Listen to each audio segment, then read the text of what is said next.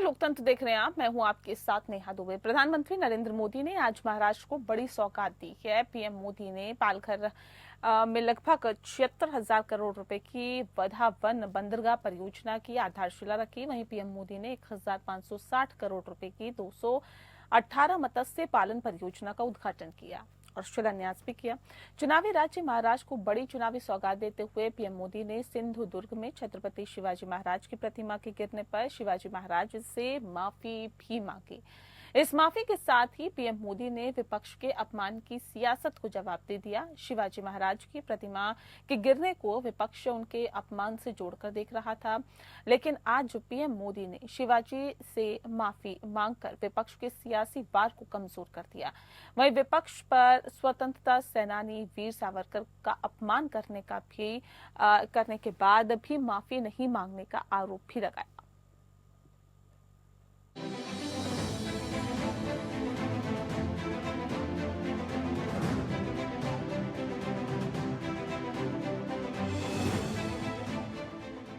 PM Modi ने शुक्रवार को चुनावी राज्य महाराष्ट्र को बड़ी चुनावी सौगात दी। प्रधानमंत्री नरेंद्र मोदी ने शुक्रवार को महाराष्ट्र दौरे पर पालघर में लगभग 76,000 करोड़ रुपए की वाधवन बंदरगाह की आधारशिला रखी। इस परियोजना का उद्देश्य विश्व स्तरीय समुद्री प्रवेश द्वार स्थापित करना है। इस दौरान पीएम मोदी ने करीब 1,560 करोड़ रुपए के मत्स्य पालन परियोजनाओं का उद्घाटन और शिलान्यास भी किया।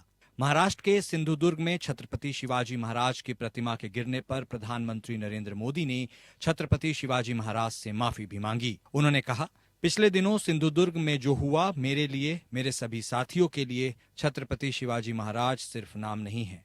ये सिर्फ राजा महाराजा नहीं, हमारे लिए छत्रपति शिवाजी महाराज आराध्य देव हैं। मैं आज सर झुकाकर छत्रपति शिवाजी महाराज के चरणों में मस्तक रखकर माफी मांगता हूँ।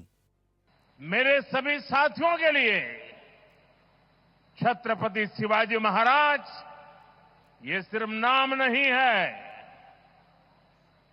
हमारे लिए छत्रपति शिवाजी महाराज ये सिर्फ राजा महाराजा राजपुरुष मात्र नहीं है, हमारे लिए छत्रपति शिवाजी महाराज आराध्य देव है।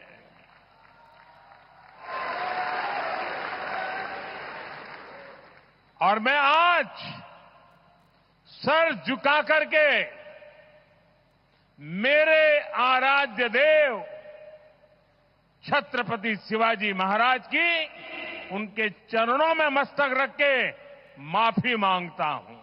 पालघर में लोगों को संबोधित करते हुए पीएम मोदी ने सावरकर का भी जिक्र किया और इसी बहाने विपक्ष को निशाने पर लिया। उन्होंने कहा, हमारे संस्कार अलग हैं। हम वो लोग नहीं हैं जो भारत मां के वीर सपूत वीर सावरकर को अनाप शनाप गालियां देते हैं, देशभक्तों की भावनाओं को कुचलते हैं। वीर सावरकर को गालियां देकर भी माफी मांगने को तैयार नहीं हैं। वीर सावरकर को गालियां देने के बावजूद भी माफी मांगने को जो तैयार नहीं है, अदालतों में जाकर के लड़ाई लड़ने को तैयार है, इतने बड़े महान सपूत का अपमान करके जिनको पश्चाताप नहीं होता है, महाराष्ट्र की जनता उनके संस्कार को अब जान ले। और ये हमारे संस्कार है कि इस धरती पर आते ही आज मैंने पहला काम मेरे आराध्य देव छत्रपति शिवाजी महाराज में उनके चरणों में सर झुका करके क्षमा मांगने का कर रहा हूं। दरअसल सिंधुदुर्ग किले में स्थापित शिवाजी की प्रतिमा के गिरने के मामले ने महाराष्ट्र में सियासी रंग ले लिया है। छत्रपति शिवाजी महाराज महाराष्ट्र के स्वाभिमान के प्रतीक हैं। ऐसे में विधानसभा चुनाव से पहले छत्रपति शिवाजी के बहाने महाविकास अघाड़ी और महायुति के बीच सियासी जंग शुरू हो गई है। लेकिन सीएम एकनाथ शिंदे के बाद अब पीएम मोदी ने माफी मांगकर महाराष्ट्र में विपक्ष से सियासत का मौका छीनने का दांव चला है। साथ ही चुनाव से पहले महाराष्ट्र को वाधवन बंदरगाह समेत कई परियोजनाओं की सौगात देकर जनता को अपने पाले में भी करने की कोशिश की है। अब देखना है कि पीएम मोदी अपनी इस कोशिश में कितने कामयाब होते हैं। Bureau report, APN। जी, आपको बता दें कि छत्रपति शिवाजी महाराज के बहाने अब सियासत पूरी तरह से होती हुई दिखाई दे रही है। प्रधानमंत्री मोदी ने पालघर में लगभग 76,000 करोड़ रुपए की वदावन बंदरगाह परियोजना की आधारशिला रखी और वहीं पीएम मोदी ने 1,560 करोड़ रुपए की 218 मत्स्य पालन परियोजना का उद्घाटन किया और शिलान्यास भी किया। चुनावी राज्य महाराज को बड़ी सौगात देते हुए पीएम मोदी ने सिंधु दुर्ग में छत्रपति शिवाजी महाराज की प्रतिमा के गिरने पर शिवाजी महाराज से माफी भी मांगी। और इस विषय पे आज हम तफसील से चर्चा करेंगे, समझने की कोशिश करेंगे, क्योंकि इस पर खूब सियासत हो रही थी। अब ऐसे में प्रधानमंत्री नरेंद्र मोदी ने उन सियासत के बयानों को और ज्यादा हवा देने की यहाँ कोशिश की है। इस विषय पे तफसील से चर्चा करने के लिए खास मेहमान हमारे साथ मौजूद है, उनसे आपका परिचय करा देते हैं। इस वक्त हमारे साथ डॉक्टर विजय खैरा साहब है, जो कि प्रवक्ता है भारतीय जनता पार्टी के। बहुत स्वागत है सर आपका। संजय द्विवेदी जी हमारे साथ जुड़ गए हैं, प्रवक्ता हैं शिवसेना के यूबीटी ग्रुप के। बहुत स्वागत है आपका। और महेश तापसी जी हमारे साथ जुड़ गए हैं, प्रवक्ता हैं एनसीपी शरद पवार गुट के। आपका भी बहुत स्वागत है। इस खास कार्यक्रम की शुरुआत खैरा साहब आपके साथ करते हैं। खैरा साहब, किस तरह से इसे देखते हैं? प्रधानमंत्री नरेंद्र मोदी ने महाराष्ट्र में एक बड़ी सौगात दी है, महाराष्ट्र को एक बड़ी सौगात दी है और साथ ही साथ छत्रपति शिवाजी महाराज की प्रतिमा के गिरने पर उन्होंने माफी भी मांगी। किस तरह से इसे देखते हैं और इन परियोजनाओं से किस तरह का लाभ महाराष्ट्र की जनता को होगा? जो उन्होंने योजनाएं और सौगात दी है वो तो हर प्रदेश में वो दे ही रहे हैं, चाहे महाराष्ट्र हो, चाहे बिहार हो, चाहे उत्तर प्रदेश हो, सभी जगह दे रहे हैं। हाँ। बहुत सारी योजनाएं, बहुत सारे कार्यक्रम पूरे हिंदुस्तान भर में विकास के लिए चल रहे हैं, तो वो तो करना ही है उनको हर प्रदेश में। लेकिन जहाँ तक अब आपका दूसरा प्रश्न है शिवाजी की प्रतिमा का, तो उनको प्रणाम करते हुए मैं ये बात शुरू करता हूँ कि खुद नरेंद्र मोदी जी उनके परम भक्तों में से हैं और वो खुद वहां पर गए थे उस समय जगतसिंहपुर में, राजकोट के अंदर ये प्रतिमा की तब गए थे, तब उनसे आशीर्वाद मांगा था। तब वो प्रधानमंत्री नहीं थे, उसके पहले गए थे। ये बात सोचने की है कि वो खुद स्वयं वहां गए और जब प्रधानमंत्री नहीं थे तब उनके हाथ जोड़कर आए थे और उनको उनका आशीर्वाद प्राप्त हुआ था। तो जो इनके आराध्य हैं देवताओं के अलावा, जिनको अपना पथ प्रदर्शक मानते हैं, उनमें से वो शिवाजी को भी मानते हैं।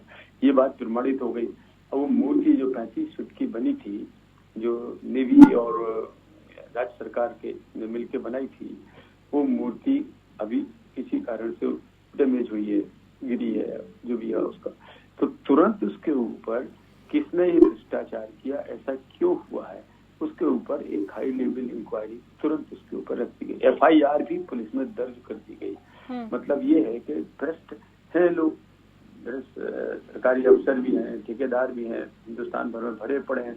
जहाँ जिसका दाव लगता है रोज पकड़े जाते हैं, रोज जेल भी जाते हैं। ये लोग बचते तो है नहीं, मोदी के शासन में पकड़े सब जा रहे हैं, तो ये भी पकड़े जाएंगे और ये भी बच के जा नहीं पाएंगे।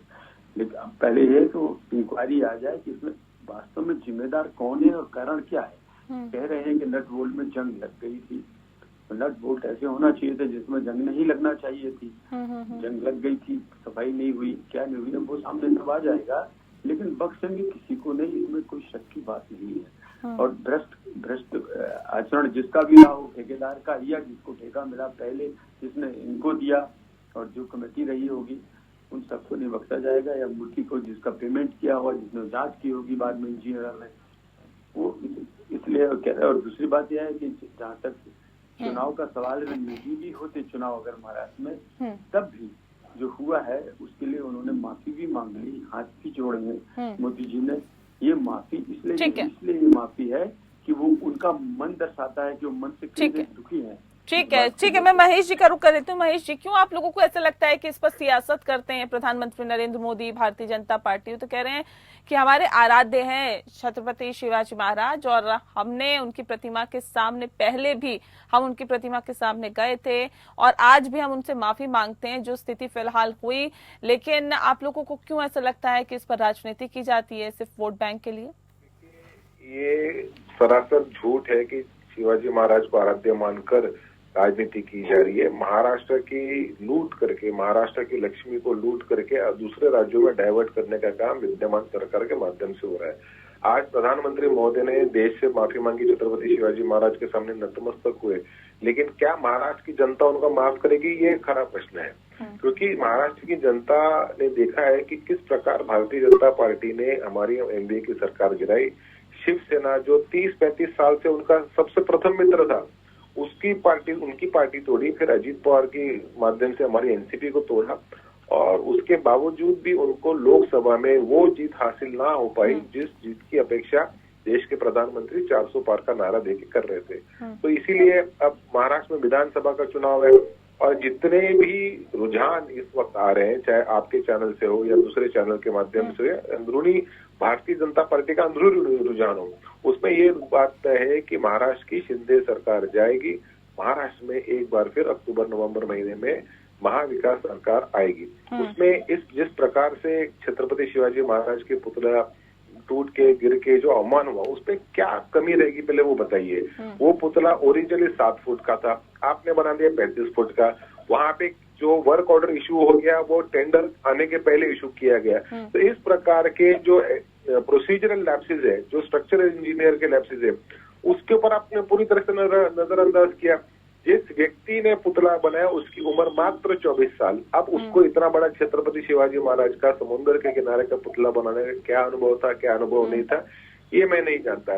लेकिन किस प्रकार से इस व्यक्ति का चयन किया गया, ये तो सवाल आप लोगों को पहले खड़े करने चाहिए थे ना महेश जी, ये सवाल तो पहले खड़े करने चाहिए थे। तो सारे सवाल पहले खड़े किए ही थे ना, क्योंकि प्रधानमंत्री पिछले 4 दिसंबर को महाराष्ट्र में आ रहे थे और उनको वहां पे अपना, क्योंकि देखिए जितने भी चीजों को उन्होंने उद्घाटन किया। अभी ये तो छत्रपति शिवाजी महाराज का पुतला गिरा, लेकिन अयोध्या के राम मंदिर में पानी का लीकेज है, देश का नया जो संसद भवन निर्माण हुआ उसमें भी पानी का लीकेज है। तो इस प्रकार से राजनीतिक फायदा उठाने के लिए फटाफट जल्दबाजी में बहुत सारी चीजें कहेंगी। जैसे अटल सेतु है, वहां पे भी रास्ते पे क्रैक्स आ गए, समृद्धि मार्ग है मुंबई नागपुर, वहां पे रास्ते पे क्रैक्स है। तो क्यों आप लोगों की जान से खेल रहे भाई? आपको राजनीति करने के लिए और भी तो जगह है। आप उस चीज को समय दीजिए, उस चीज का स्ट्रक्चरल ऑडिट करवाइए, अच्छे कॉन्ट्रैक्टर को लीजिए, उसमें भ्रष्टाचार न हो उसके लिए दीजिए। और जिन लोगों ने, जिन अधिकारी वर्ग के लोगों ने प्रोसीजरल लैप्सेस की, उनके प्रति आप क्या कार्रवाई करने वाले ये देश के प्रधानमंत्री और महाराष्ट्र के मुख्यमंत्री महोदय ने इसको बताना चाहिए। ठीक है संजय जी, देखिए प्रधानमंत्री ने कहा कि हमारे संस्कार अलग है और वो लोग अलग हैं जो भारत माँ के वीर सपूत वीर सावरकर को अनाप शनाप गालियां देते हैं, देशभक्तों की भावनाओं को कुचलते हैं, वीर सावरकर को गालियां देकर भी माफी मांगने को तैयार नहीं है। ये किसकी तरफ इशारा था संजय जी? संजय जी आवाज मिल रही है आपको? हेलो संजय जी, प्रधानमंत्री नरेंद्र मोदी ने कहा कि हमारे संस्कार अलग हैं, हमारे जो कर्तव्य हैं वो अलग हैं, हमारे संस्कार अलग हैं, हमारी भावनाएं अलग हैं।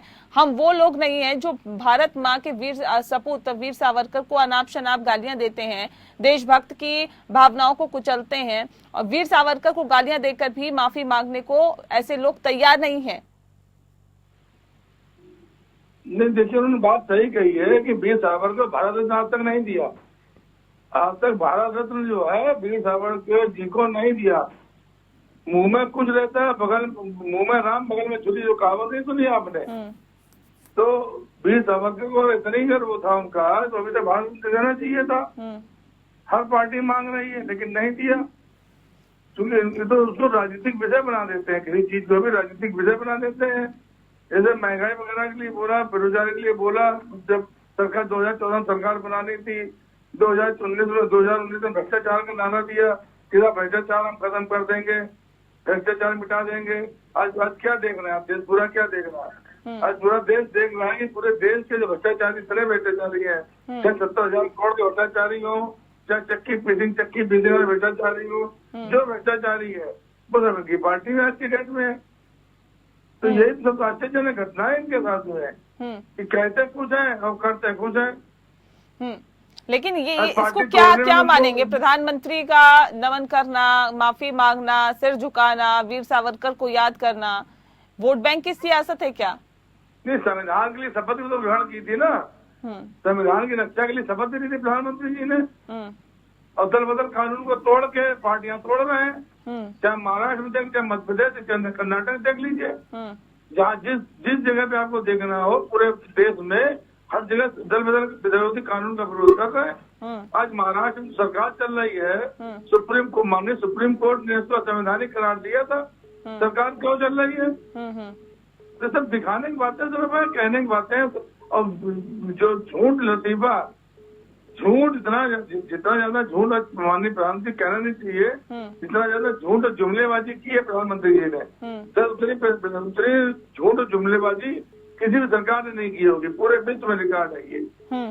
तो इससे तो हमारे प्रधानमंत्री जी हैं कि जब हर बात में झूठ बोलते हैं, कभी कहते साहब रेडियो नहीं बढ़नी चाहिए, जो भी हम देते हैं, जो भी फ्री में अनाज दे रहे हैं, जो भी कर रहे हैं, वो खुद कहते हैं प्रधानमंत्री जी कि रेवड़ियां नहीं बांटनी चाहिए, लेकिन रेवड़ियां खुद बांट रहे हैं, चाहे महाराष्ट्र चाहे मध्य प्रदेश हो। तो ये चीजें हैं, दोहरी मानसिकता वाली बात किसकी तरफ आ रही है? हमारी तरफ तो नहीं आ रही है। ये आज जो काम किया जा रहा है वो तो माननीय प्रधानमंत्री द्वारा किया जा रहा है ना।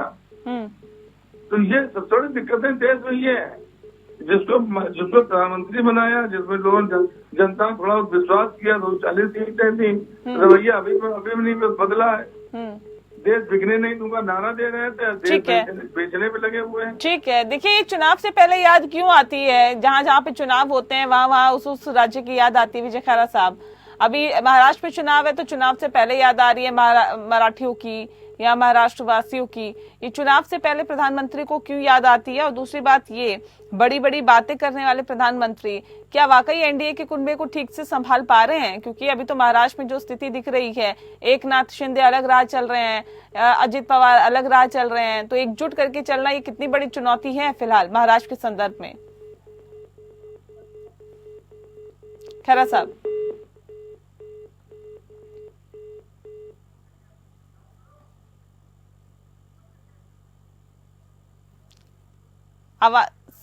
आवाज मिल पा रही है आपको खैरा साहब? चलिए, तापसी जी आवाज आ रही है आपको? हेलो जी, तापसी जी सुन पा रहे हैं आप हमें? हाँ बताइए पूछे बोलते थे। संजय जी सुन पा रहे हैं, आई थिंक। ठीक है संजय जी, आपका रुख कर लेते हैं। संजय जी, सवाल इस बात को लेकर है कि देखिए अब इसका कितना असर पड़ेगा महाराष्ट्र की सियासत में? वीर सावरकर को नमन करना, क्या लग रहा है कि आपके वोट बैंक को खिसकाने की कोशिश अब भारतीय जनता पार्टी की तरफ से की जा रही है? वीर सावरकर को नमन करना, अपना आराध्य बताना, ये क्या नहीं लगता कि आपके वोट बैंक पर एक डाका डालने की कोशिश प्रधानमंत्री की तरफ से की गई है? और इसका महाराष्ट्र चुनाव के संदर्भ में क्या लगता है कि आप लोगों को नुकसान हो सकता है? देखिए, अभी लोकसभा चुनाव हुए, नेहा जी पहले लोकसभा चुनाव हुए, तमाम गारंटियां महाराष्ट्र में बताई, तमाम महाराष्ट्र में गारंटियां दिखाई, उन्होंने सब कुछ किया, लेकिन जनता ने किस पे विश्वास किया? महाविकास आघाड़ी पे, कांग्रेस पे विश्वास किया, शरद पवार जी पे विश्वास किया, उद्धव ठाकरे पे विश्वास किया। जहाँ इनकी 23 सीटें थी, आज 9 सीटें हो गई इनकी। तो जनता जो है बिल्कुल 100% जान रही है कि जो बोल रहे हैं माननीय प्रधानमंत्री जी, वो गलत बोल रहे हैं। इनका एक सूत्री कार्यक्रम ये है देश में कि किस तरह से पार्टियों को तोड़ें, पार्टियां तोड़ सरकार बनाए। इनको किसी भी संविधान से मतलब नहीं है, संविधान की रक्षा से मतलब नहीं है।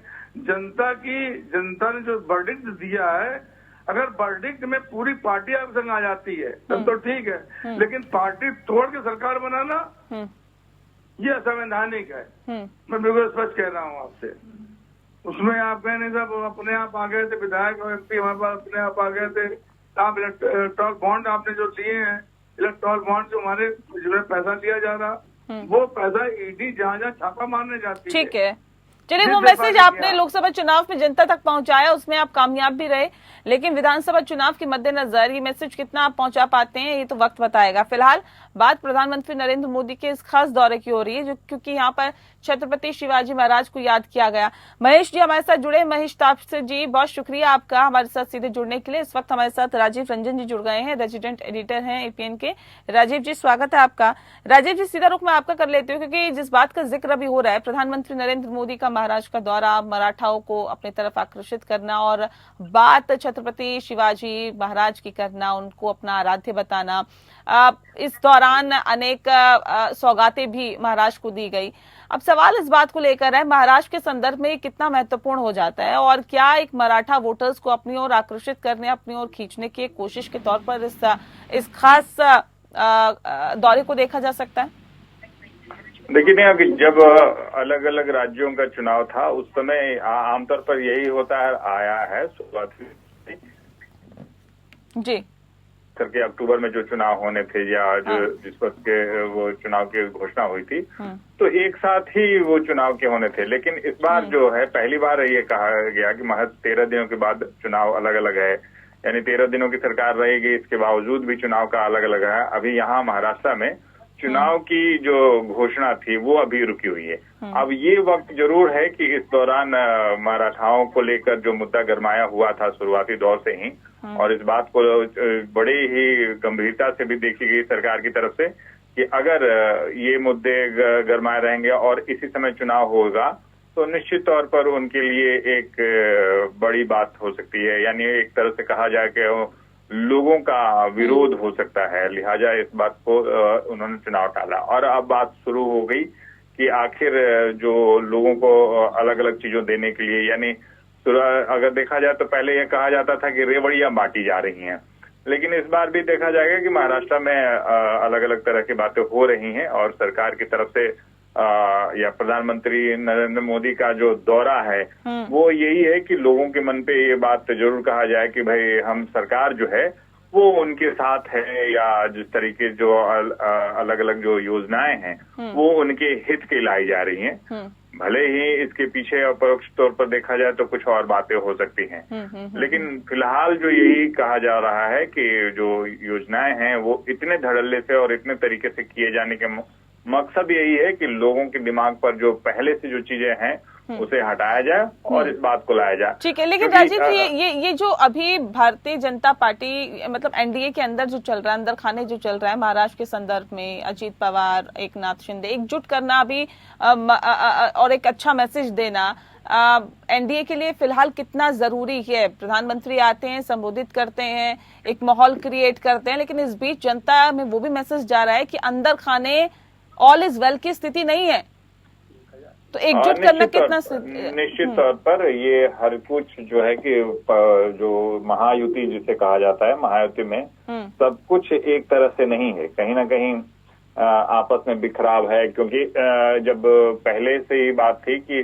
अलग अलग पार्टियां, यानी शिवसेना जो एकनाथ शिंदे गुट वो अपना सर्वे करा चुकी है कि वो कितने सीटों पर लड़ेगी, अजित पवार अपना सर्वे करा रहे हैं, तो बहुत कुछ लेकर जो देखा जा गया है कि एक साथ एक मत नहीं है। क्योंकि लोकसभा चुनाव में भी देखा गया कि अजित पवार को कई जगह यहाँ चुनाव प्रचार के लिए भी मना किया गया था, क्योंकि वो जानते थे कि अजित पवार जब आए हैं तो कई बातें हो सकती हैं, और वही बातें हुई भी कि लोकसभा चुनाव के दौरान हर जगह कई जगह उन्हें शिकस्त भी मिली और कई जगह लोगों ने विरोध इसलिए भी जताया क्योंकि अजित पवार साथ थे। तो अब प्रधानमंत्री नरेंद्र मोदी का आना ये एकजुटता दिखा रहा है और ये कोशिश यही की जा रही है कि जो अगला लोकसभा विधानसभा चुनाव है वो एकजुटता के साथ लड़ें, एकजुट होकर लड़ें और लोगों में ये मैसेज भी दें कि जो सरकार है डबल इंजन की सरकार की बात कही जा रही है, और अगर सरकार यहाँ भी बनती है तो उनके लिए बेहतर हो सकता है। दूसरी बात की जो छत्रपति शिवाजी महाराज की जो स्टैचू था, मूर्ति का था, उस बात को भी लेकर प्रधानमंत्री नरेंद्र मोदी ने तो माफी मांगी है और बात कहा है कि जो छत्रपति शिवाजी महाराज आराध्य हैं और इस बात को लेकर कभी भी कहीं कोई शंका नहीं रही है।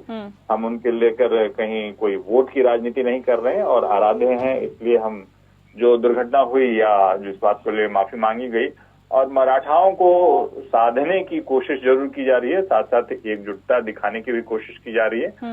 अंदर में जो अलग अलग लोगों के विचार हैं, यानी अलग अलग पार्टियों के जो मतभेद हैं उसे दूर करने की कोशिश की जा रही है। यानी पहले था कि आखिर किसके चेहरे पे चुनाव लड़ा जाएगा, लेकिन ये बात सही है कि अब नरेंद्र मोदी के ही नाम पर ही चुनाव लड़ा जाएगा यहाँ। और पहले अलग अलग पार्टियों का अलग अलग चेहरे थे, लेकिन अब नरेंद्र मोदी के नाम पे ही चुनाव लड़ा जाएगा। और यही एकजुट होने का कहीं, क्योंकि कोई क्षेत्रीय नेताओं के बजाय सीधे केंद्र के नरेंद्र मोदी के नाम पर ही चुनाव लड़ने की बात ये सामने आ रही है। ठीक है, लेकिन ये बिखराव की जो स्थिति है खैरा साहब, इसको कैसे एकजुट किया जाएगा? क्योंकि ये जो इम्पोर्टेंस है, जो महत्वपूर्णता है, वो तो सबको बराबर मिलनी चाहिए ना, इक्वल मिलनी चाहिए। नहीं लगता आपको कि अजीत पवार जो सोच के आए थे उतनी ज्यादा इम्पोर्टेंस उन्हें नहीं मिल रही है इस गठबंधन में? खफा भी है। बीच में हमने ये भी देखा था कि शरद पवार के साथ कुछ विधायकों की भी मुलाकात हुई थी। तो अंदर खाने वाकई ऑल इज वेल की स्थिति नहीं है। ये जो सिचुएशन है वो एनडीए के लिए या फिर महायुति के लिए खास तौर पे कहें कि दिक्कत वाली हो सकती है या प्रॉब्लम क्रिएट कर सकती है आगे?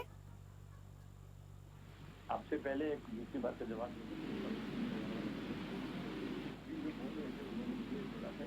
को लेकर कुछ बोल रहे थे वो, तो एक लाइन में बता दूं कि कांग्रेस के शासन में 10 साल में सिर्फ 35 लाख रुपया ये लोग पकड़े थे, और हम लोगों के टाइम में 10 साल के अंदर 1.25 लाख करोड़ की संपत्ति और हजारों करोड़ रुपया नगद नोटों के ढेर बंगाल हो, महाराष्ट्र हो, सब जगह मिले हैं।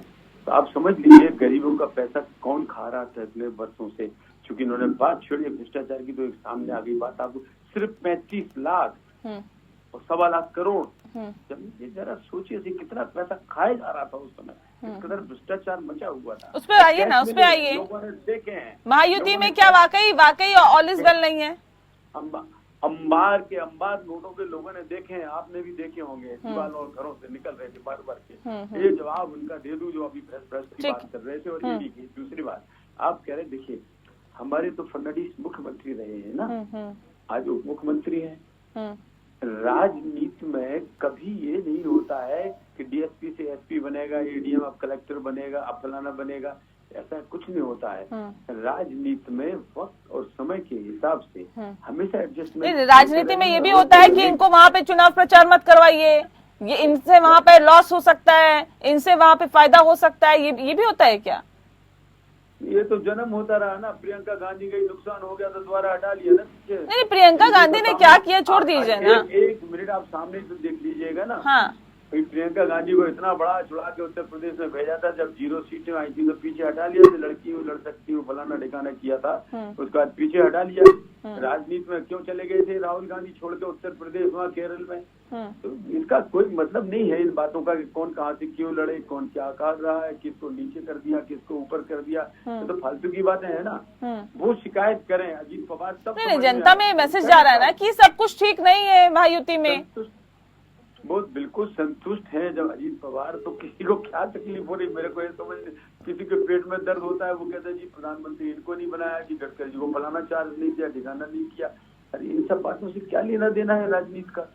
तो जिनको जब गडकरी जी को शिकायत नहीं है, उनको नेतृत्व मंजूर है, तो भी लोग लिखते रहते हैं कि वो तो प्रधानमंत्री बनना चाहिए। तो ये सब नहीं होता राजनीति में। ये जो है अगर वो जब तक खुद आदमी संतुष्ट है तो उनको क्या तकलीफ है इसमें? सब एकजुट हैं, सब लोग एकजुट के काम कर रहे हैं। ठीक है। ये एकजुटता कितनी आगे तक कामयाब रहती है या बनी रहती है, वाकई देखने वाली बात होगी। बहरहाल बहुत शुक्रिया आप सभी मेहमानों का हमारे साथ इस खास चर्चा में शामिल होने के लिए। लोकतंत्र में फिलहाल इतना ही। नमस्कार।